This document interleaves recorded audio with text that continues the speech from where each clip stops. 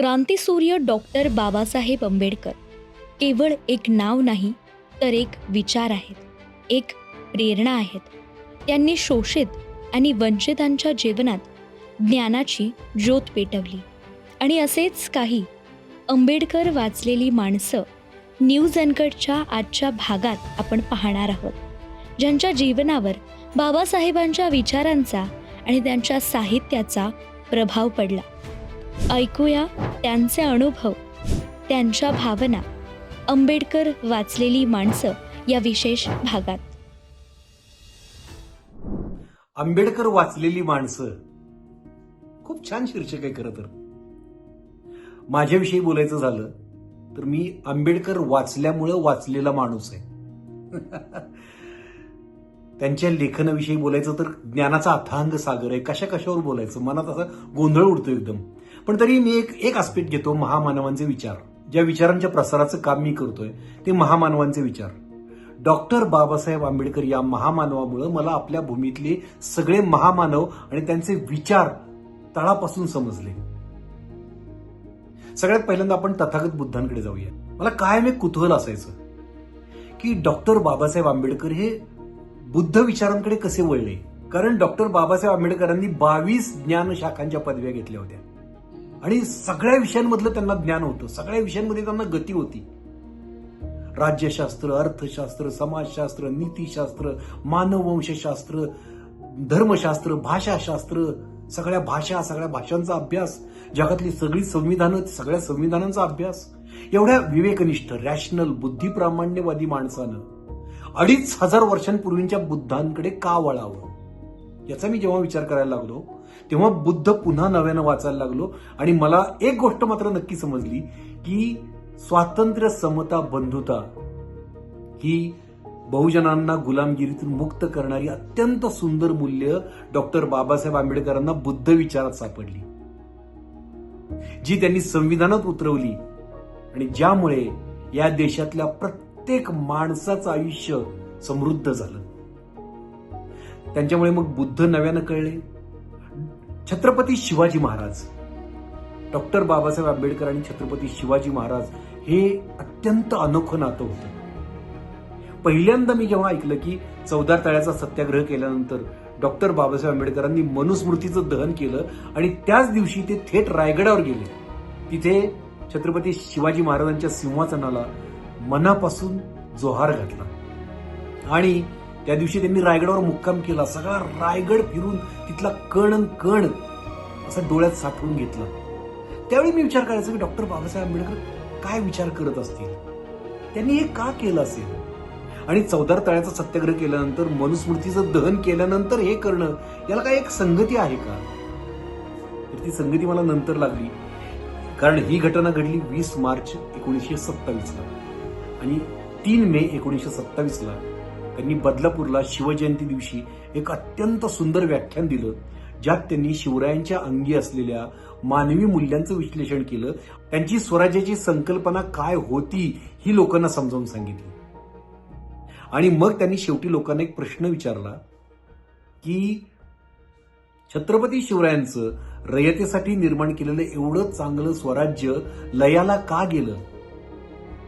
कारण त्या स्वराज्याचा सर्वांना सारखा अभिमान नव्हता. म्हणजे स्वराज्यातलेच काही लोक असे होते ज्यांना हे स्वराज्य नको होतं, ज्यांना त्या स्वराज्याविषयी राग होता. आणि मग मी अंतर्मुख होऊन अनेक भाषणं वाचायला लागलो त्यांची. अनेक भाषणांमध्ये छत्रपती शिवरायांचे उल्लेख आहेत. एका ठिकाणी ते म्हणतात की एवढं चांगलं रयतेसाठीचं स्वराज्य म्हणजे शिवशाही, त्या शिवशाहीचा ऱ्हास होऊन तिचं रूपांतर पेशवाईत कसं झालं याचा विचार करा. आणि मग ही संगती लागत जाते आपल्याला. बुद्ध विचार, स्वातंत्र्य, समता, बंधुता ही मूल्य, छत्रपती शिवरायांचं स्वराज्य, डॉक्टर बाबासाहेब आंबेडकर, हे सगळं नातं. त्यातच आणखीन एक नातं उलगडत गेलं मला, जगद्गुरु संत तुकोबराया आणि डॉक्टर बाबासाहेब आंबेडकर. मूकनायच्या मुखपृष्ठावर एक अभंग डॉक्टर बाबासाहेब आंबेडकर लिहायचे तुकारामांचा, जो होता, काय करू आता धरून या भीड, निशंक हे तोंड वाजवले, नवे जगी कुणी मुकियाचा जाण, सार्थक लाजोन नवे हित. दुसरं एक आहे, जेव्हा डॉक्टर बाबासाहेब आंबेडकरांनी आपण धर्म परिवर्तन का करायचं हे सांगण्यासाठी 1936 साली एक सभा घेतली. त्या सभेचं जे पत्रक काढलं होतं त्या पत्रकावर तुकोबारायांच्या अभंगाची एक ओळ लिहिली होती. ते वचन असं आहे तुकोबारायांचं, आजीवरी होतो तुझे सत्तेखाली, तोवरी केली विटंबना. जोपर्यंत मी तुझ्या धर्माच्या सत्तेखाली होतो तोपर्यंत तू विटंबना केलीस माझी. अशा अर्थानं तो ते वचन वाचलं ना की खूप काळजात अशी कालवाकाल होती. आणि मग मी तुकाराम महाराज आणि डॉक्टर बाबासाहेब आंबेडकर काय नातं होतं हे शोधत गेलो. मग अनेक गोष्टी, कबीर, संत रोहिदास, चोखामेळा, हे सगळे डॉक्टर बाबासाहेब आंबेडकरांचे हे आयडॉल होते सगळे लोक. आणि मग त्यामुळे हे लोक सगळे नव्यानं कळायला लागले. आणि ही जी माळ आहे यांचा एक धागा आहे, समान धागा आहे या सगळ्यांच्या मध्ये. तथागत बुद्धांपासून मी जी सगळी नावं घेतोय आणि तेच सगळे कळत गेले. महात्मा फुले कळत गेले. महात्मा फुलेंना डॉक्टर बाबासाहेब आंबेडकर गुरु मानायचे. राजर्षी शाहू महाराज आणि डॉक्टर बाबासाहेब आंबेडकर हे नातं तर काय सांगू मी तुम्हाला. आत्ताच नुकतंच मी डॉक्टर जयसिंगराव पवारांचं एक पुस्तक वाचतोय, त्यात या दोघांमधला पत्रव्यवहार आहे. तो वाचताना कित्येकदा माझे डोळे पाणावतात, कित्येकदा असं अंगावर शहारे येतात. काय नातं होतं ते. राजर्षी शाहू महाराजांनी किती आधी ओळखलं होतं की हा पुढे जाऊन महामानव होणार आहे आणि हा शोषित पीडितांचा उद्धार करणार आहे. आणि मग डॉक्टर बाबासाहेब आंबेडकरांची असंख्य पुस्तकं वाचताना, त्यांची भाषणं वाचताना विशेषतः, आणि शूद्रपूर्वी कोण होते, जसं मी तुम्हाला सुरुवातीला सांगितलं की त्या सिंहासनाला जाऊन जोहार का घातला मनुस्मृतीच्या दहनानंतर. शूद्रपूर्वी कोण होते मध्ये त्यांनी छत्रपती शिवाजी महाराजांच्या राज्याभिषेकाच्या वेळी जे राजकारण झालं ते विस्तारानं लिहिलंय. आणि त्यावेळी आपल्याला कळतं की हे नातं काय आहे. तर मनुस्मृतीचं दहन करणं म्हणजे काय आणि चवदार तळ्याचं पाणी पिणं म्हणजे तुम्हाला धर्माच्या नावाखाली जी जाचक बंधनं जी आहेत, जी माणसात भेद करून एखाद्या समाजाला शूद्र समजून त्याचे हक्क डावलण्याचा प्रकार जो आहे, त्या गोष्टी विरोधातलं ते बंड होतं. मनुस्मृतीचं दहन करणं किंवा चवदार तळ्याचं पाणी पिणं. आणि छत्रपती शिवरायांचा राज्याभिषेक हा सुद्धा याच गोष्टी विरोधातला विद्रोह होता. सगळी धार्मिक बंधनं तोडून तो राज्याभिषेक झाला होता. खरंच आपण सगळ्या बहुजनांनी या महामानवांमधलं असलेलं नातं तपासलं पाहिजे. आपण जे जातीत सगळे महामानव विभागून घेतलेत ना आणि एकमेकांमध्ये भिंती उभ्या केल्यात, हे त्या महामानवांना अपेक्षित नव्हतं. समस्त बहुजनांना गुलामगिरीतून मुक्त करण्यासाठी त्यांनी हयात खर्ची घातली, रक्ताचं पाणी केलं, जीवाचं रान केलं. आणि आज आपण त्यांना जातीत वाटून घेऊन त्यांच्या विचाराशी प्रतारणा करतोय. हे टाळूया. आज डॉक्टर बाबासाहेब आंबेडकरांची जयंती आहे. भीमराया आजच्या दिवशी या मातीत आला आणि आपल्या सगळ्यांचा त्यानं उद्धार केला. मी कायम म्हणतो, या भारतात राहणाऱ्या प्रत्येक माणसाच्या, प्रत्येक पुरुषाच्या, प्रत्येक स्त्रीच्या, प्रत्येक जेंडरच्या, प्रत्येकाच्या भाकरीवर डॉक्टर बाबासाहेब आंबेडकरांची सही आहे. जय शिवराय, जय भीम. आपणही बाबासाहेबांच्या विचारांना आत्मसात करूया आणि एका नव्या अध्यायाला सुरुवात करूया.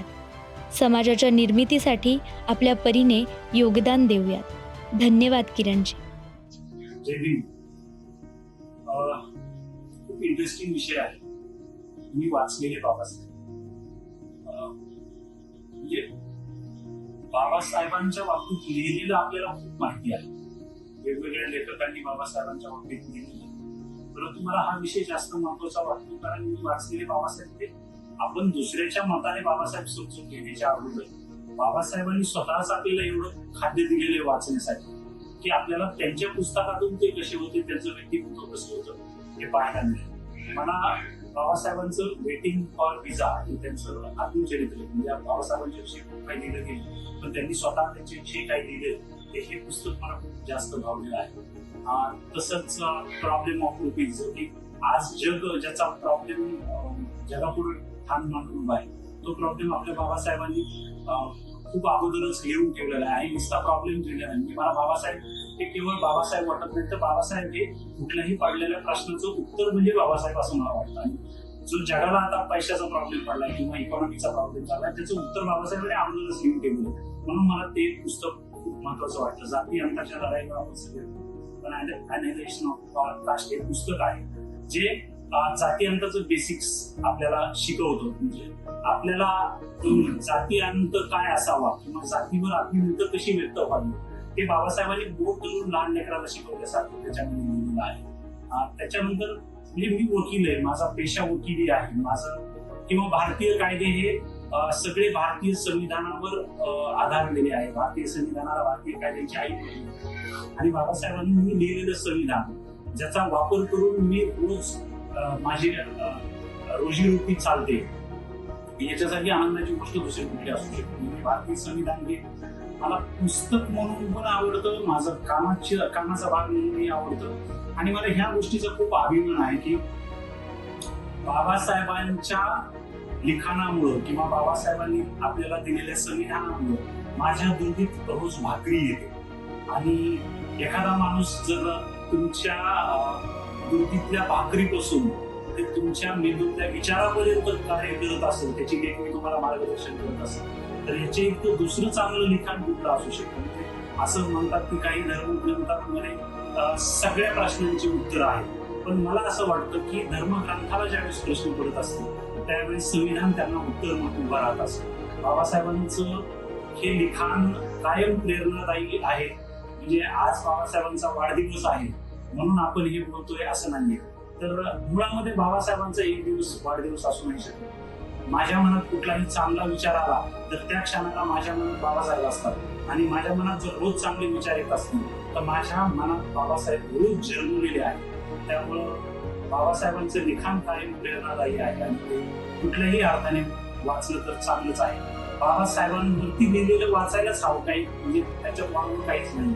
पण सर्वात अगोदर बाबासाहेब समजून घ्यायचे असतील तर बाबासाहेबांनी स्वतः जे लिहिलं, जे एवढं मोठं आपल्याला दिलेलं आहे लिखाणाच्या माध्यमातून मार्गदर्शन, ते वाचून आपलं आयुष्य आपण आणखी पुढे नेऊ शकतो असं मला वाटतं. जय भीम. धन्यवाद.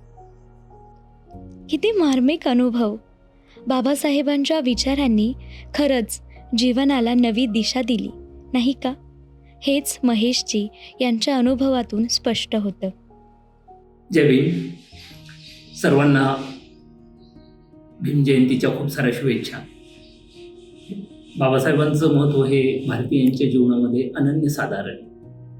खरं तर एवढेही महापुरुष आहेत, या महापुरुषांचं योगदान देशासाठी आणि समाजासाठी खूप मोठं आहे. त्याची जाणीव व्हायला काही वेळही जाऊन द्यावा लागतो, आणि तो गेलेला वेळ खरं तर ज्याची त्याला जर अनुभूती आली तर ती एक म्हणजे अमिट अशी छाप आपल्या मनावर, हृदयावर आणि मेंदूवर पडलेली असते. आपल्या म्हणजे मी तसा छोट्या ग्रामीण भागातून एक अगदी छोट्या खेड्यातून येतो. आपल्याकडं शहरी भागामध्ये थोडीशी धर्मांधता आहे आणि गावाकडं जातीवाद आहे. पण जातीवाद हा मोठ्या माणसांमध्ये असतो, छोट्या मुलांमध्ये अजिबात जातीवादाचा लवलेशही नसतो. मी ज्यावेळेस शालेय जीवनात बालपणी होतो त्यावेळेस आमच्या गावामध्ये प्रभाकर गणकवाड नावाचा एक माझ्यापेक्षा मोठा एक भाऊ आमच्या शाळेमध्ये खूपच प्रसिद्ध होता. तो खूप छान गाणी म्हणायचा, बाबासाहेबांच्या आयुष्यावरची आणि चळवळीतली गाणी म्हणायचा. मला ते खूप आवडायचं. माझ्या आईची एक मैत्रीण होती, तिला आम्ही जिजी म्हणायचो. त्या पण त्यांच्याबरोबर शेतात नेहमी असायच्या. पण हे अगदी मला ही सगळी अगदी आपल्या आयुष्यातली कुटुंबातली माणसं वाटायची. पण मला त्यांची तेवढंच काही जात वगैरे वेगळी आहे असं काही माहीत नव्हतं. पण हळूहळू जसा मोठा झालो आणि मोठा झाल्यानंतर मराठवाड्यामध्ये नामांतराची चळवळ होती. मोठा म्हणजे न कळत्या वयातला मोठेपण असं आपण ज्याला म्हणतो. नामांतराची चळवळ होती आणि त्या चळवळीमध्ये गावखेडी मराठवाड्यातली खूप पडपडून निघालेली होती. अगदी समाजामध्ये दुही निर्माण झालेली होती. आणि अशामध्ये की डॉक्टर बाबासाहेब आंबेडकर आणि आंबेडकरी समाज हा विरोधी, आपल्या विचाराच्या विरोधी आहे असं एक चित्र त्यावेळेस निर्माण केलेलं होतं. आणि त्याचा हळूहळू हलकासा परिणाम मनावर होऊ लागला. पण नंतर ही जी दोन माणसं होती, जी असो किंवा प्रभू असो, ही एवढी चांगली माणसं त्या समाजातून येतात, आपल्या मनावर त्यांची छाप आहे, ही हलकंसं एक मनामध्ये कुठंतरी दाटून यायचं. नंतर तो द्वेष फार काळ काही टिकला नाही. कारण नंतर मग मी ज्यावेळेस 12वीला गेलो त्यावेळेस बाळू पटेकर नावाचा एक माझा आंबेडकरी समाजाचा मित्र होता. त्याच्यामुळं हळूहळू मला त्या विचारांची आणि समाजाची खऱ्या अर्थानं ओळख व्हायला सुरुवात झाली. आणि नंतर जसं नाटकाच्या चळवळीत आल्यानंतर मग बाबासाहेब हळूहळू ऐकायला मिळू लागले. मग म्हणजे वेगवेगळ्या व्याख्यानातून सभेतून बाबासाहेबांबद्दलचे विचार ऐकायला मिळू लागले. मग अर्थातच त्यामुळे मला थोडीशी वाचनाची पण थोडी आवड असल्यामुळे मग मी बाबासाहेबांचं काही साहित्य आपल्याला वाचायला मिळतंय का, खास करून बाबासाहेबांची भाषणं ती वाचायला मिळाली. आणि असं लक्षात आलं की बाबासाहेब म्हणजे आपल्या देशाचं परिपूर्ण पोषण आहे, आपल्या समाजाचं परिपूर्ण पोषण आहे. आणि ते जोपर्यंत समाजाला कळणार नाही तोपर्यंत आपला समाज निरोगी सुदृढ होऊ शकत नाही. आणि मग हळूहळू या जाणीवेतून नंतर पुढं शिवाजी अंडरग्राऊंड इन भीमनगर मोहल्ला सारखं नाटक लिहिताना बाबासाहेबांचे विचार अजूनही खोलात जाऊन ते जाणून घेण्याचा प्रयत्न मी केला. आणि माझ्या आयुष्यामध्ये, व्यक्तिगत आयुष्यामध्ये मला असं कळलं की माझं जे लहानपणी जे निरागस मन होतं त्या मनाची दुसरी आवृत्ती मी शिवाजी अंडरग्राऊंड इन भीमनगर मोहल्ला आणि त्यानंतरच्या काळामध्ये मला ती जगायला मिळाली. जसं माणसाच्या आरोग्यासाठी सगळ्याच खाद्यपदार्थांची गरज असते, वेगवेगळ्या भाज्यांची गरज असते, वेगवेगळ्या फळांची गरज असते, ज्याच्यातून व्हिटॅमिन्स माणसाच्या शरीराला मिळतात. अगदी तसंच आहे, महापुरुषही तसेच असतात की आपल्या समाजाला सुदृढ ठेवण्यासाठी त्यांचे विचार, त्यांचं लेखन, त्यांचा अभ्यास हा आपल्या समाजाला सुदृढ आणि पोषक बनवतो. जेवढे आपले महापुरुष मोठे आणि जास्त असतील तेवढा आपला समाज हा प्रगल्भ आणि सुदृढ होईल असं मला वाटतं. आणि त्यातलं एक नाव म्हणजे बाबासाहेब आंबेडकर, भारतरत्न डॉक्टर बाबासाहेब आंबेडकर म्हणजे निसर्गानं दिलेलं एक मोठं पॅकेज आहे. म्हणजे जसं शरीराला फळं आवश्यक असतात, ड्रायफ्रुट्स आवश्यक असतात, सगळ्या गोष्टी आवश्यक असतात, तसं पूर्ण डॉक्टर बाबासाहेब आंबेडकरांच्या विचारामध्ये समाजाच्या भरणपोषणासाठीची म्हणून जी काही घटकं आहेत ती सगळीच त्याच्यामध्ये अवेलेबल आहेत, उपलब्ध आहेत. आणि एवढं मोठं पॅकेज आपण समाज म्हणून ती बाजूला सारतोय. आणि हे खरं तर हे म्हणजे ते विचार देणारच नाही, पण आपल्या बाकीच्या समाजाचं हे अपयश आहे असं मला वाटायला लागलं. आणि आज म्हणजे आनंदानं सांगावंसं वाटतं की जगामध्ये जे काही ज्यांच्या समोर आपण नतमस्तक व्हावं, ज्यांच्याविषयी आपल्याला आदर वाटावा, असे जे काही नावं आहेत त्याच्यातलं अग्रगण्य नाव म्हणजे डॉक्टर बाबासाहेब आंबेडकर. बाबासाहेबांची पुस्तकं कदाचित वाचली नसती, बाबासाहेबांचे विचार जर तेवढे जवळून समजून घेण्याचा प्रयत्न केला नसता, किंवा बाबासाहेबांची विचाराची जे काही पाईक आहेत त्यांच्याशी जर मैत्री झाली नसती, तर कदाचित आपण त्याच अज्ञानाच्या अंधारामध्ये कायम स्वतःला कोंडून घेतलं असतं आणि त्या डबक्यामध्येच राहिलो असतो. खरं तर मला अगदी अंगावर आता काटा येतो की बापरे, पण जर त्याच मार्गाने कदाचित आपण जर गेलो असतो तर ही दुरावस्था झाली असती. खरं तर बाबासाहेब आंबेडकर समाजाला समजण्यासाठी अजून कितीही वर्ष गेली तरी हरकत नाही, पण ते सगळ्या समाजाला ज्या दिवशी समजतील त्या दिवशी भारत खऱ्या अर्थानं माणसांचा देश, माणुसकीचा देश, समतेचा देश, बंधुतेचा देश आणि स्वातंत्र्य उपभोगणाऱ्या समाजाचा देश असेल. परत एकदा तुम्हा सर्वांना भीम जयंतीच्या खूप साऱ्या शुभेच्छा. धन्यवाद. ज्ञान आणि आत्मसन्मानाचं महत्त्व बाबासाहेबांनी शिकवलं आणि ते आजही आपल्याला प्रेरणा देतच आहेत. हाच विचार राजकुमारजी घेऊन चालताय. नमस्कार, मी ॲडव्होकेट पुष्कराज परदेशी आज आपल्याशी, ज्यांनी आपल्याला लिहिण्याचा, वाचण्याचा आणि सन्मानानं जगण्याचा अधिकार दिला, त्या बाबासाहेब आंबेडकरांवर मी वाचलेले बाबासाहेब या विषयावर संवाद साधतोय. बाबासाहेबांना वाचणं, बाबासाहेबांना समजणं आणि बाबासाहेब उमजणं या तिन्ही वेगवेगळ्या आणि स्वतंत्र प्रक्रिया आहेत. अर्थतज्ञ बाबासाहेब, इतिहासतज्ञ बाबासाहेब यापेक्षा मला भावतात ते कायदेतज्ञ बाबासाहेब. कारण या देशाला सन्मानानं जगण्याचा अधिकार ज्या संविधानानं दिला, त्या संविधानाचे निर्माते आहेत बाबासाहेब. स्वातंत्र्याला जवळपास 75 वर्ष उलटून गेली, परंतु बाबासाहेबांनी दिलेलं संविधान दररोज वेगवेगळ्या रूपात सर्वोच्च न्यायालयाच्या, उच्च न्यायालयाच्या वेगवेगळ्या निर्णयांमधून आपल्यापर्यंत येत असतं. स्वातंत्र्याला 75 वर्ष उलटून गेली. अनेक कायदेतज्ञांनी हे संविधान अनेकदा वाचलं, पण प्रत्येक वेळी या संविधानाचा वेगवेगळा अर्थ घेऊन हे संविधान या ठिकाणी परिस्थितीनुसार समोर आलंय. असं म्हणतात की जगातल्या अनेक प्रश्नांची उत्तरं अनेक धर्मग्रंथात असतात, परंतु जगातल्या अनेक धर्मग्रंथात ज्या प्रश्नांची उत्तरं नसतात ती उत्तरं या संविधानात सापडतात. आणि म्हणूनच बाबासाहेबांचं संविधान हे मला सर्वाधिक भावतं. हे राष्ट्र कधी निर्माण झालं याबाबत अनेक धर्मग्रंथांचे, अनेक तज्ञांचे वेगवेगळे दावे आहेत, परंतु एक दावा निश्चित की भारत नावाचं एक एकसंध राष्ट्र हे केवळ बाबासाहेबांनी दिलेल्या संविधानानंतरच जन्माला आलं.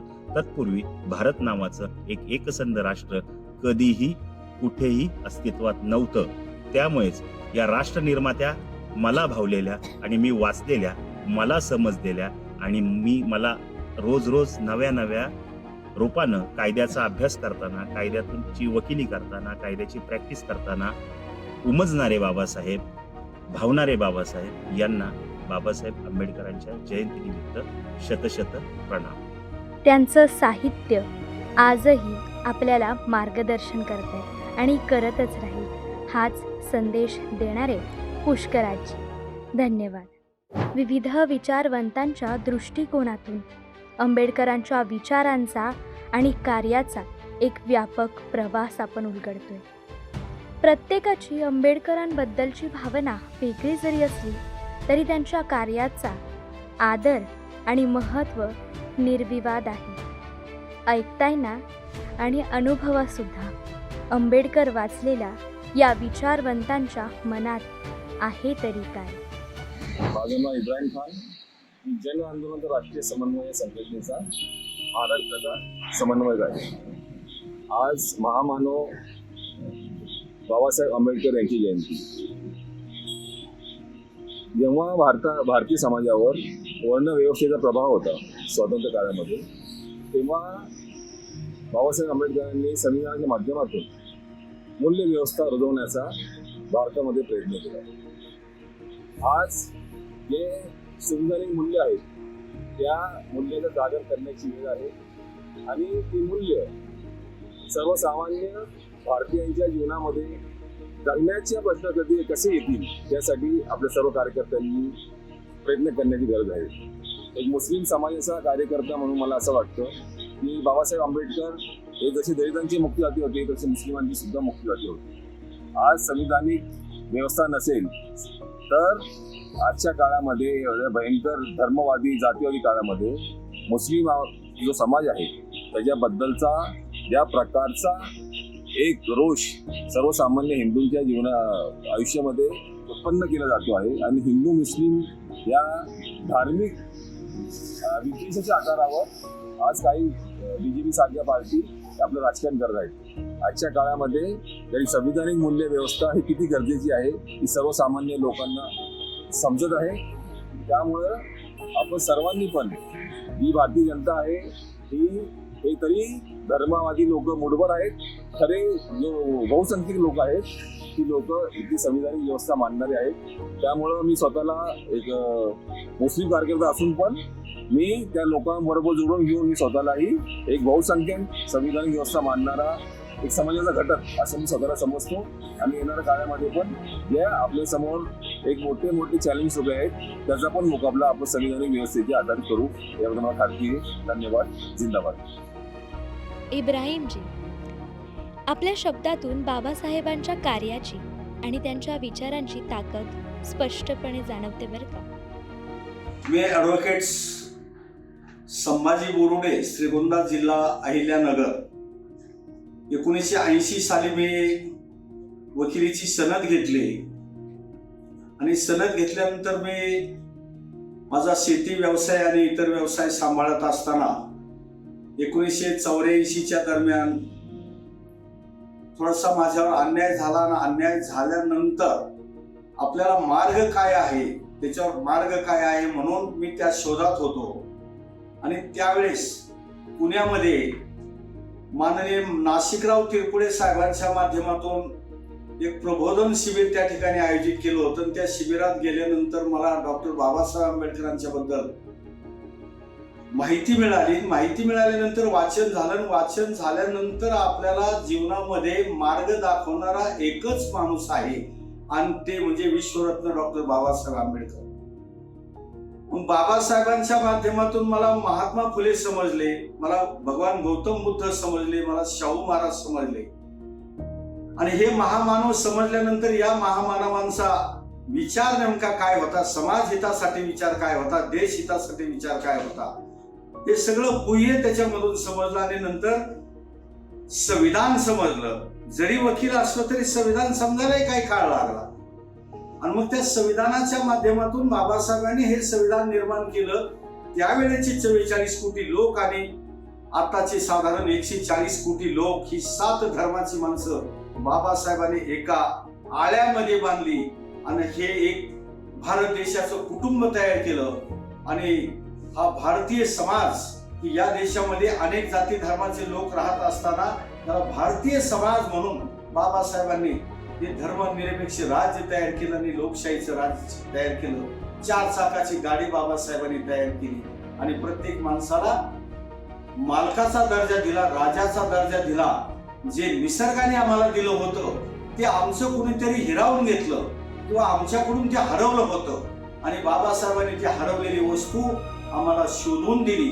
असे अनंत उपकार बाबासाहेबांनी दिले आणि या भारत देशामधील माणसाला माणूसपण दिलं. निसर्गाने दिलेलं माणूस पण आमचं कुणीतरी काढून घेतलं होतं.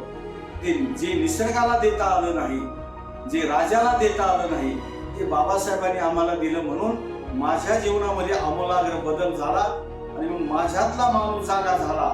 मी जरी कायद्याचे शिक्षण घेतलं, सनद घेतली, परंतु बाबासाहेबांच्यामुळं मला प्रगल्भ असं ज्ञान मिळालं. आणि त्या ज्ञानाच्या माध्यमातून मी अनेक लोकांना हुशार करण्यासाठी आणि त्यांना कायद्याने साक्षर करण्यासाठी अनेक व्याख्यानं देत राहिलो.